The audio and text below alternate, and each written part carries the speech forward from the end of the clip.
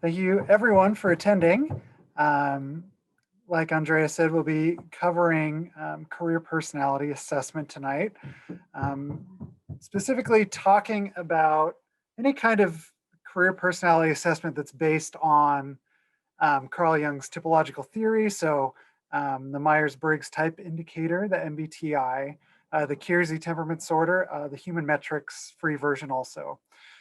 So hopefully you had a chance to complete that before attending tonight's webinar, but if not, this will still be useful information that you can use going forward.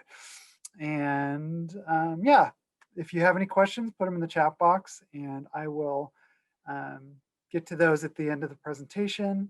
And at some point I'll be asking, if you'd like to share your results for your MBTI-ish assessment, you can enter those in the chat box. I'll let you know a little bit later when to do that. And then I can share a little bit more about that specific type. But thanks again for attending, and we shall move along. So I start my webinars off with this image here that is an overall look at, the career development process. Mostly as I see it, I think a lot of things are good about this. I like that it's circular because people usually go through this process several times over their lifetime as they get interested in doing something career-wise, or just have general interests that change, and maybe find out things about themselves over time and find out new information about different careers. And they stop, they lose interest in whatever career they were pursuing or are currently pursuing and want to switch gears and do something different. So this is a pretty decent snapshot here. So tonight we're really mostly in the know yourself section as we're talking about this idea of career personality. Not so much traits, something on the ambition side, something on the strength side, kind of interest. It's like it kind of hits on all of those little parts of knowing yourself, because it's personality, it's ambiguous, it's something that is all of that and it's also none of that. It's very different at the same time. But what I'm going to share with you tonight is kind of the limitations of career assessments in general, the limitations of this one specifically, and also its strengths. I'll talk about the different types. I will show you a sample of the official MBTI if you found this free version to be meaningful. I'll show you what the assessment results are like for the MBTI if you want to go ahead and take it as a student, and kind of discuss career researching along the way too. So just general limitations for career assessments, and these are taken from Dick Bull's Rules for Career Assessment, and he is the legendary author of What Color is Your Parachute, which is updated every year, and the new version just came out in December. And he identifies these on the companion piece for that book, which is the jobhuntersbible.com website. That there are a lot of limitations to career assessments, and there are certain strategies to employ whenever you're taking them, and also how to use the results. But some of these basic ones that no test can fully measure you. It's important to let intuition be your guide when you are doing any of these assessments. Try not to predetermine how you want the test to turn out. So if you have this, if you know what you want to do for a career, try not to put your, that mindset of, well, this is how whatever this person in this career, this is how a lawyer might answer this question, whatever it is. You're looking for clues and suggestions, and it's important to try out several different assessments if it's something that's meaningful for you. Some people don't like doing these, and for those people, they shouldn't do it because they're just probably not going to get much out of it except frustration. In terms of MBTI specific limitations, the Myers-Briggs, and I'm going to use that terminology to talk about, the assessment that you did, which wasn't, officially a Myers-Briggs, but it's basically the same thing, just to boil down free version. So I might use some of the titles interchangeably, but when I say MBTI, I'm talking about the free assessment that hopefully you're able to do before the webinar it was linked to. So its applications are used beyond career development. Obviously, that's just what I do as a career advisor, but they are used by marriage and family therapists and couples counselors and, people in human resources and career coaching. Those are all kind of interrelated, but team building exercises, any kind of speaker that's doing something along those lines. There are different applications. And of course, I'm just talking about career tonight. It's not a good assessment of general personality. As I mentioned before, it's such an ambiguous thing anyway. It's impossible to really assess one's personality. One of the most well-known personality assessments is the MMPI, the Minnesota Multi-Physic Personality Inventory. And that's used basically for psychopathology. So to really, potentially tell a psychological researcher or a counselor or a doctor, what could potentially be wrong with someone. And so that's not anything we'd want to do for career development either. And that one in itself, it's just for psychopathology. It's not a good assessment of personality. So the thing is with MBTI, though, it's super popular. A lot of people have been exposed to that, have taken it before. A lot of people do it in high school for the first time. It's wildly popular. So, there are a lot of good uses for it. But there are some things that I will stress as I go along, where it's a really excellent assessment in conjunction with other ones. As a standalone assessment, it has some strengths, but not for career exploration itself to find which potential job might be good for me. It can help you as you're doing career research to kind of look at how you might fit into different work environments, but not specifically which job might be right for you. So for like it says here, understanding and clarifying specific work preferences and possible links to job families and occupations. It's, the MBTI is super popular in the business sector, but it does exhibit significant psychometric deficiencies such as validity and reliability. So it doesn't exactly measure what it purports to, and it will give different results. It often gives different results for the same person on different occasions. So I know I've seen up to, a 50% chance of getting a different code after 6 months when you do a retake. So, it's not a useful predictor for job performance. It measures preferences, not ability. So it shouldn't be used as a predictor for job success. So these are the 16 Jungian types based on these 4 different spectra. There's pairs, dichotomies for each one. And it has these titles here, like ENFJ is the teacher. And you'll see different titles for each ones in different places. Some of the names have kind of changed over time too, but it's all essentially describing the same thing, just you can see different headings at different places. So I just don't want you to be too concerned with that. So I'll go ahead and share, a brief snippet of all the 16 types. Then I'll talk about each of the 4 pairs specifically and what each one means. And then, I'll talk a little bit more about any one specifically that you might want to know about. So I will start actually with Istj, the Inspector. And these people are serious and quiet, interested in security and peaceful living, extremely thorough, responsible, and dependable. Istp is the Operator, quiet and reserved, interested in how and why things work, excellent skills in mechanical things, risk takers who live for the moment. Isfj is the Protector, known as quiet and kind and conscientious, can be depended on to follow through, usually puts the needs of others above their own needs. The Composer is Isfp, quiet, serious, sensitive, and kind, does not like conflict, and not likely to do things which may generate conflict. They are loyal and faithful. INFJ is the Counselor, quietly forceful, original, and sensitive, tend to stick to things until they are done, extremely intuitive about people and concerned for their feelings. INFP is the Healer. That is my type. Shout out to the INFPs. Quiet, reflective, and idealistic, interested in serving humanity, well-developed value system, which they strive to live in accordance with, and very loyal.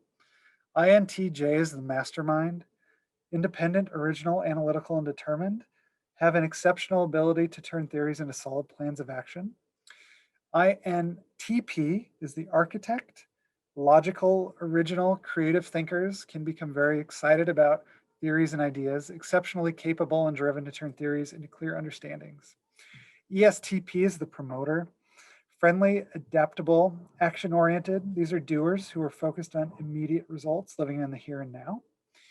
ESTJ, the supervisor, practical, traditional, and organized, likely to be athletic, not interested in theory or abstraction unless they see the practical application. ESFP is the performer, people-oriented and fun-loving. They make things more fun for others by their own enjoyment, living for the moment. They love new experiences. ESFJ, the provider. They're warm-hearted, popular, and conscientious, tend to put the needs of others over their own, feel strong sense of responsibility and duty. ENFP is the champion, enthusiastic, idealistic, and creative, able to do almost anything that interests them, great people skills. ENFJ is the teacher, popular and sensitive, with outstanding people skills, externally focused, with real concern for how others think and feel, and usually dislike being alone. ENTP is the inventor, creative, resourceful, and intellectually quick, good at a broad range of things, enjoy debating issues and maybe into one-upsmanship. ENTJ, the field marshal, assertive and outspoken, they are driven to lead, excellent ability to understand difficult organizational problems and create solid solutions. So those are just brief descriptors for each of the 16 types. So like I said, these all exist, these 4 pairs, each one, we find ourselves, we have a preference on the spectrum of one being very extroverted and introverted, sensing and intuiting, judging and perceiving, thinking and feeling. But what does each one of those mean? Because introversion and extroversion are similar to the way we use them in common language, but not exactly the same also. So it is, for the first one, introverts and extroverts, it's how we interact with the world, where we prefer to focus our attention internally versus externally, and from where we derive our energy. So extroverts are energized by being with people. They like being the center of attention. They act and then think. Easy to read, share personal information freely. They talk more than they listen. Prefer breadth to depth, whereas introverts are energized by time alone. Avoid being the center of attention. They think and then act. More private, share personal information with few. Listen more than talk and prefer depth to breadth. Sensors and intuitors. This is how we take in and process information. So sensors trust what is certain and concrete. They like new ideas if they have a practical application. They value realism and common sense. They like to use and hone established skills and present information in a step-by-step manner and are oriented to the present, whereas intuitors trust inspiration and inference, like new ideas and concepts for their own sake, value imagination and innovation, tend to be general and figurative, present information in a roundabout way, and are oriented toward the future. Judging and perceiving is the next one. This is how we prefer to live, structured versus spontaneous, and how we orient ourselves to the external world. Judgers are happiest after decisions have been made, have a work ethic of work first, play later, set goals and work toward achieving them on time, are product oriented and see time as a finite resources and take deadlines seriously, whereas perceivers are happiest leaving options open, have a play ethic, enjoy now, finish the job later, change goals as new information becomes available, are process oriented and see time as a renewable resource, see deadlines as elastic. And lastly, thinkers and feelers, how we take in and process information. Oops, I'm sorry, that was, that's a redo. Thinking and feeling, the way we make decisions or come to conclusions. So thinkers step back, apply impersonal analysis to problems, value logic, justice, and fairness, one standard for all, naturally see flaws and tend to be critical, may be seen as insensitive, believe feelings are valid only if they're logical. Whereas feelers step forward, consider effective actions on others, value empathy and harmony, see the exception to the rule, like to please others and show appreciation, may be seen as over-emotional, important to be both truthful and tactful, and are motivated by the desire to be appreciated. So that gives you an idea of the dichotomies there of each one.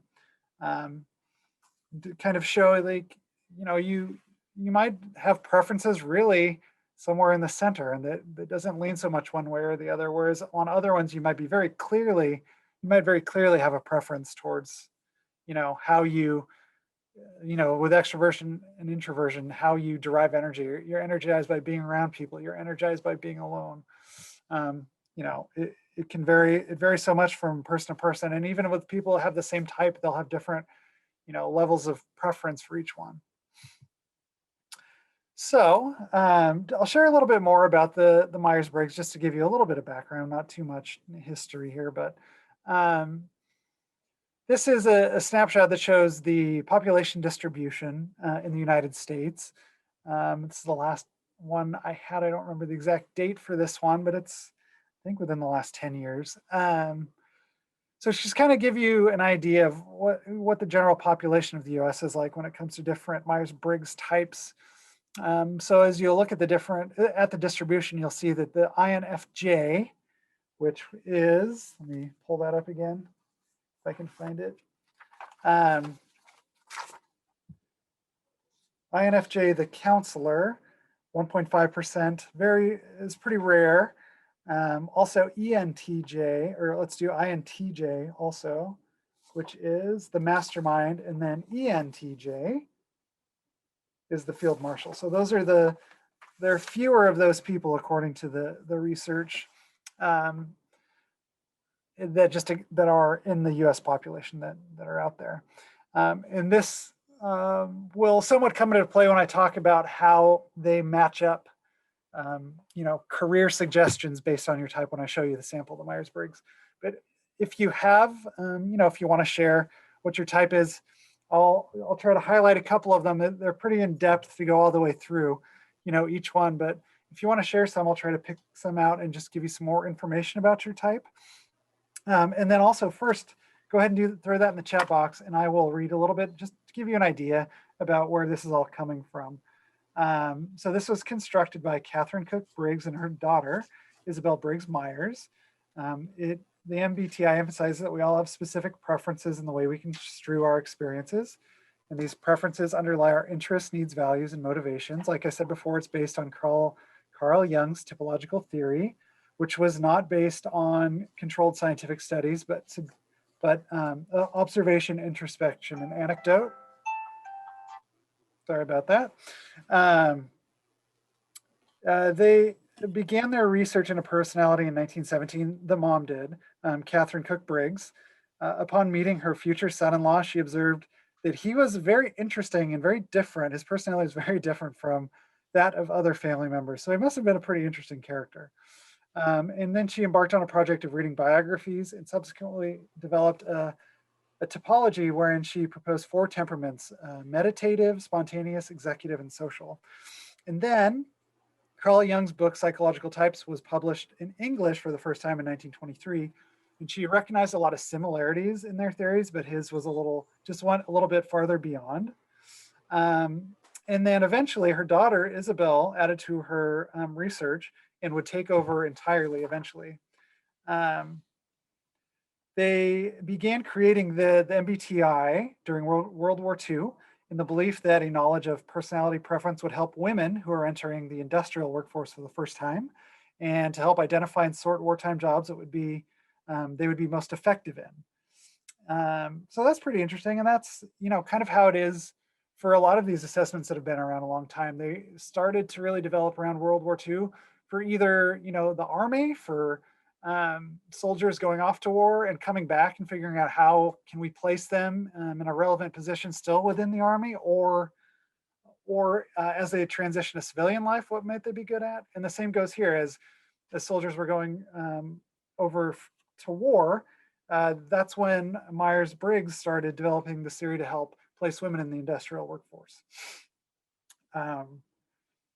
So the Jung model regards psychological types as similar to left or right-handedness. So people are either born with it or develop a certain preference for ways of perceiving and deciding. And this is where they get this preference on these dichotomies.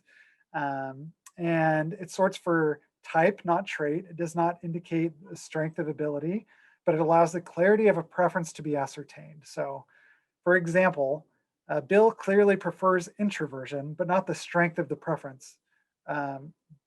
Jane strongly prefers extroversion, and not that whoever, Jane is good at thinking or judging or whatever it is. It's just a clarity of preference. So just a little bit about the history of the assessment. I think it's always interesting.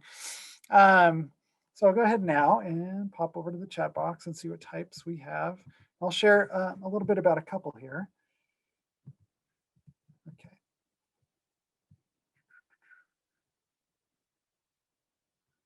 I'm just trying to grab the first one I can and then jump around. Okay, I see Istj. Okay.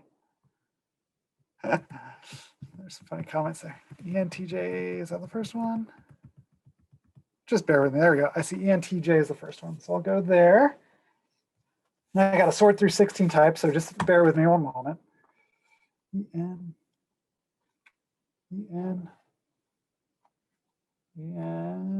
Estj, there you are, hiding. Okay, for the Entj at work, what you might notice first, ENTJs are goal-directed and task-oriented, take work seriously and are hardworking, are energetic and action-oriented, have a get-it-done attitude. For work style, they rely on facts, logic, experience, are systematic, structured, and efficient, like practical real-world aspects of work, prepare thoroughly. In groups and on teams, they like a structured environment with clear procedures that can be counted on and clear roles and responsibilities that people are accountable for, are friendly but not personal and prefer to keep discussions centered on business at hand. Again, this is at work. During change, they like stability and order and are uncomfortable with frequent change or ambiguous situations. They respect tradition and lessons learned, have lucid, often strongly held views about what ought to happen. During times of conflict, they experience conflict when things are not logical or don't go according to plan, have a solution in mind and strongly advocate it, may become frustrated with those with a different view. In terms of contributions at work, they get things organized and keep groups and institutions on an even keel, push for clarity above all things, goals, roles, assignment standards, and timelines. And they may be experienced as, so that's always interesting to see. They'll do the flip of the coin, how others might view the ESTJs, as decisive and organized, and sometimes as closing off options abruptly and leaving others out of the process. Efficient and productive, and sometimes as impersonal. Impatient, especially with those regarded as inefficient, lacking direction or common sense, have definite viewpoints and sometimes as not listening well to ideas which deviate from their own. So that's a little bit about the ESTJ. Let's do an I now. INFJ is the next one I see.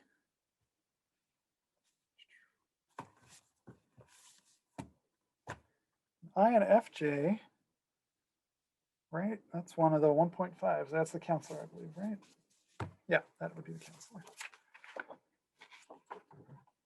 Okay, so for the INFJ at work, what you might notice first, they're warm and cooperative, trusting, sensitive, tactful, easy to get along with, have good communication skills, are persuasive and good listeners, seem to have their act together. Work style, prefer a supportive environment that is friendly and non-competitive, see work as a mission or service, like variety and opportunities to be creative and dream up new approaches to the routine. INFJs at work in groups and on teams are imaginative and have or generate ideas, are comfortable with abstraction and complexity, encourage and empower others, are good at working on teams, though too much of a group can fatigue or overload them. That's the introversion part.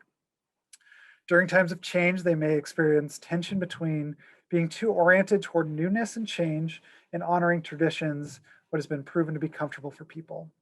Look for and may be aware of significance in events that others may miss or deem unimportant. may withdraw if their ideas are not accepted or if their values are not respected. During times of conflict, they prize and strive for harmony, take a facilitative approach, facilitative, I should say, and may take on and or internalize others' concerns. Under stress, may want to be alone. With contributions, their strong and idealistic belief in people and in what they can accomplish and encouragement of others to maximize their abilities and potential. Insight into people, sometimes being aware of others' needs before others themselves are. And they may be experienced as having strong convictions, inner visions, and lofty goals, and sometimes as being single-minded and inflexible, indirect and private, so they may be hard to get to know, may be experienced as self-critical and perfectionistic, and liking to dig into things deeply, and sometimes as tending to exhaustive exploration or over-analysis, analysis paralysis. Let's see, I'll do one more here. I'm just gonna scroll through the chat box and randomly stop. That's the same one. And randomly stop. And randomly stop. And randomly stop on. It's funny there. That's true. It's a comment about INFJs being in here. What else did I miss? ISTJ. Here we go.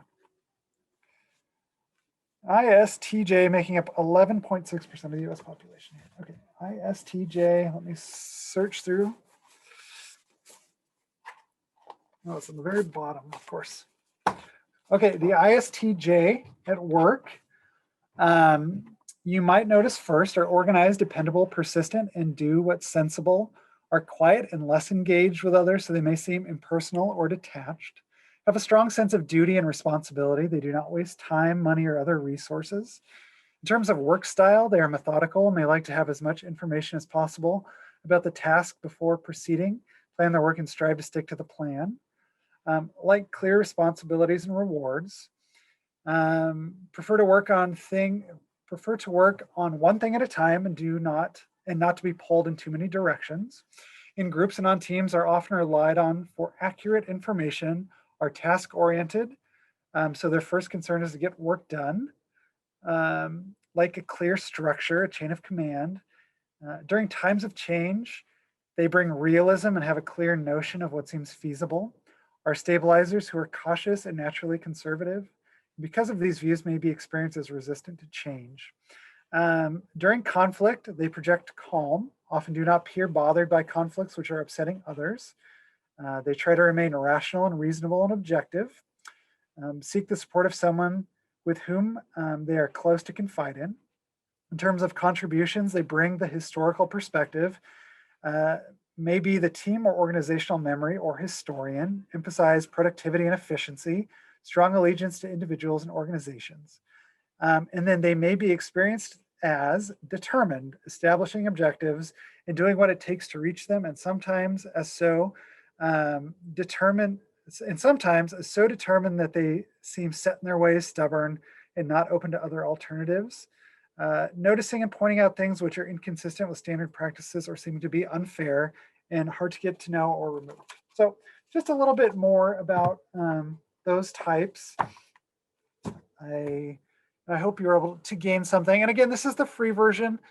Like someone pointed out, there were 3 INFJs, which is pretty rare. If you do identify with that, if what I was reading seems dead on, then hey, that's probably what you are. But again, this is the free version, not the official MBTI. And also, it has a reliability issue with the MBTI, so it also could be the case. So it's very interesting. Okay, let's move along here. So in terms of the strengths, very, very useful for team building exercises, group dynamics, professional development, marketing, thinking about how others, are taking energy and make decisions, leadership training, coaching, couples therapy, great tool for organizational success. I will share just a sample of what the MBTI looks like if you're interested in taking it. It is offered to WSU students for $15. So if you're a Global Campus student, you can reach out to me and My contact info will be at the end here, and I can set that up for you if that's something you want to do. There will be a section of the MBTI where they talk about the most attractive occupations, and this is determined from the SSR, the self-selection ratio. And basically what that means is that they look at the proportion of the type in a given occupation divided by the proportion of the type in the general population. So whichever, type is kind of just generally drawn to a certain type of job, they'll say, hey, you have this type too. This type tends to be in this job, compared to the general population. So that's kind of how they work on their attractive occupation family lists. So let me share that so you can get an idea of what it would look like if you were to do the MBTI. Bear with me one moment while I jump over there. And just to make sure, do that again.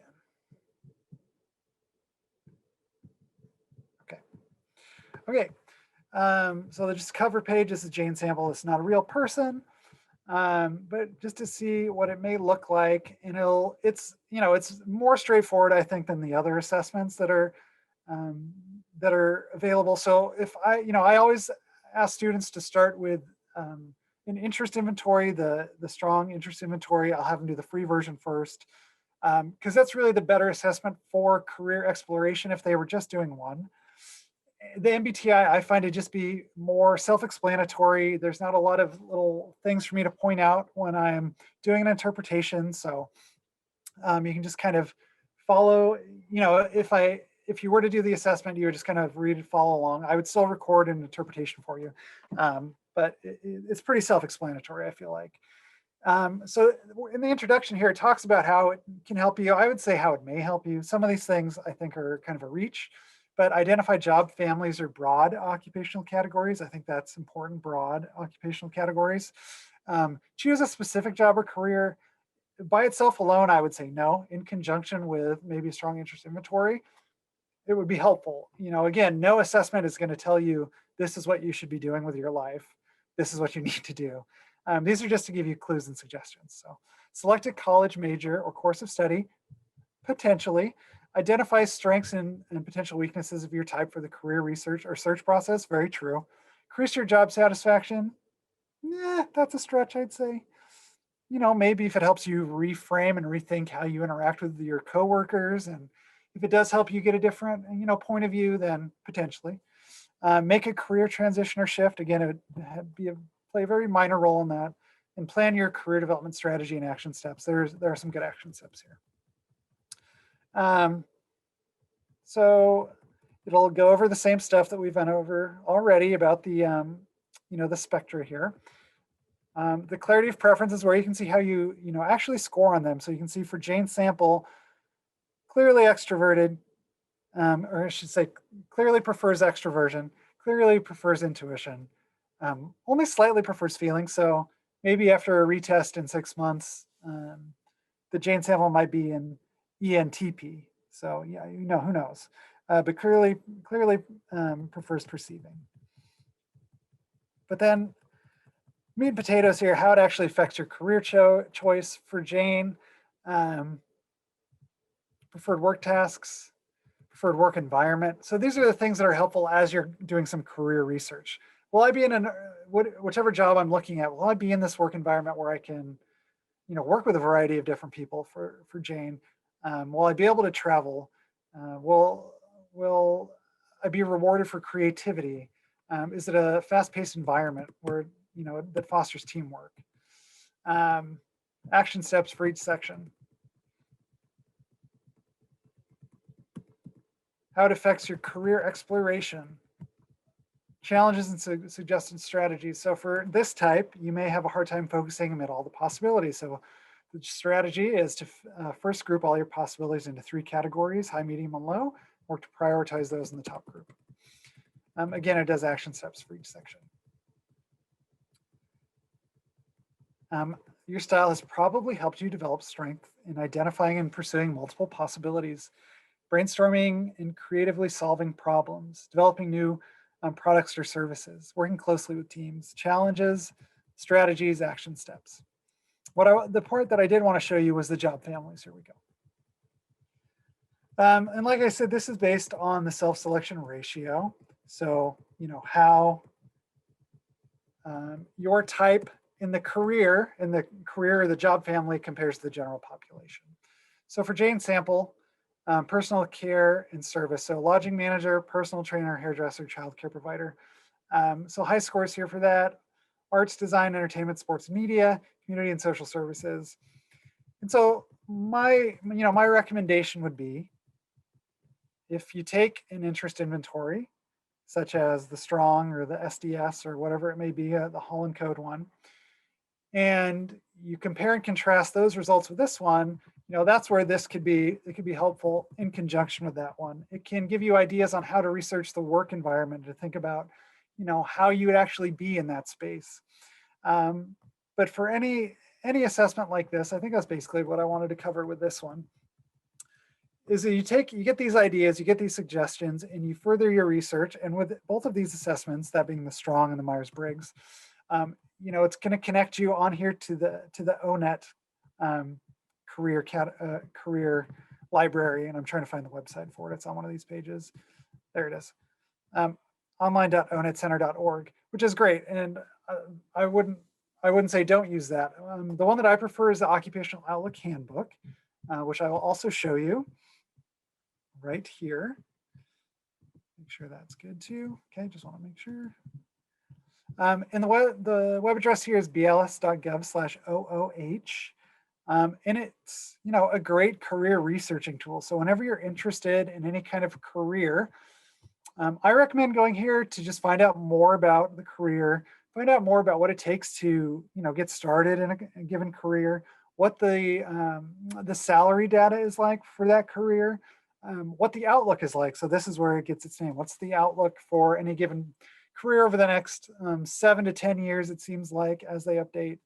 And it'll compare, is this a job that's in, is this an area of growth, or is this an area of decline? It might give you some, some ideas about things to consider as you're thinking about pursuing a given occupation.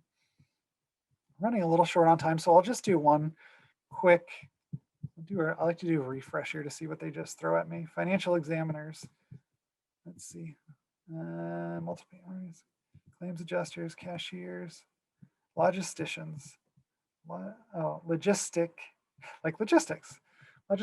Okay, let's look at this. So for any given career, or career cluster, if they can't always, give you all the information for something specifically, so they will group things together. For someone who's in logistics, I am having trouble saying logisticians. You'll have a summary. So these little tabs here at the top kind of cover the different sections of the Occupational Outlook Handbook for a given career. So what they do, what do logisticians do, has a list of the duties and just a brief descriptors. So they analyze and coordinate an organization's supply chain, the system that moves a product from supplier to consumer. They manage a product's life cycle from design to disposal, et cetera, et cetera, et cetera. What is the work environment like? There'll be interesting local and national stats here. So this one has information about work schedules, how to become one. So this is all important information as someone's researching a career. A bachelor's degree is typically required for most positions, although an associate's degree may be sufficient for some. Talks about specific education, any licenses, certifications, and registrations. Important qualities here. So this is great if you are, building a resume and you don't have a specific job posting. You can see that, hey, this is something I want to do. These are skills I should highlight in my resume. Communication skills, and specifically what that means to logisticians, and critical thinking, customer service, organization, and problem solving. What the pay is like for different types, and also what the median annual wages are. This is information from May 2019. So a lot of this is not, hasn't been updated for what's been going on the last year. So a lot of this, for any given occupation, it could look very different as they start updating over the course of this and next year. The job outlook, so where it gets its name, it is projected to grow 4% through 2029, about as fast as the average. So it's a stable area of growth. State and area data, similar occupations I think is nice. So if you are researching something that really looks interesting, but maybe a lot of education is required and you don't want to do it, it doesn't pay as much as you want, you can look at some areas that might be related and might be of interest to you. More info is a really helpful tab, I think, that gets overlooked a lot. It connects to often to professional associations that are relevant to whatever job you're researching. And this is a good place to start the research and networking part, so you can try to arrange some informational interviews with people that are doing the jobs that you want to do, to get that firsthand knowledge of what it's actually like to do that job in a given place. And so, yeah, this is a great place to connect with others that are doing the job that you would be interested in. Okay.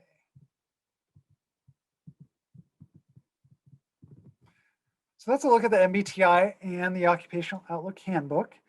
And that should bring us to the end. Oh, there are other career assessments too. Like I said, the best use of career assessment is really to do it in combination with others. And so this is just to give you an idea of the different kind of areas of professional development assessment. So interest ones like the strong interest inventory, which is one that I love, and I always have students start with the free version of that. It's also available to WSU students, any WSU student, for $15. There are physical skills assessments like the Weiss test of mechanical aptitude. Most skill assessments that I would actually have you do or would refer to you would just be self-assessments. Work values assessments I think can be very helpful, as most people I don't think find that the quote unquote perfect job. For most people, I don't know if it exists personally, but there are a number of work values that anyone can find in a number of different jobs that could potentially make them happy. So I think work values assessments are really useful for career researching too, in the same way that this personality one is. And personality assessments like this one. And that brings me to the end. Thank you so much for attending and talking about Myers-Briggs and personality assessments and assessments in general. And there's my contact information. If you are a Global Campus student, and you're interested in career advising, let me know. There's the career support website on our homepage, and also the career guide blog, where I post information about online career events for Global Campus students. And again, thanks so much.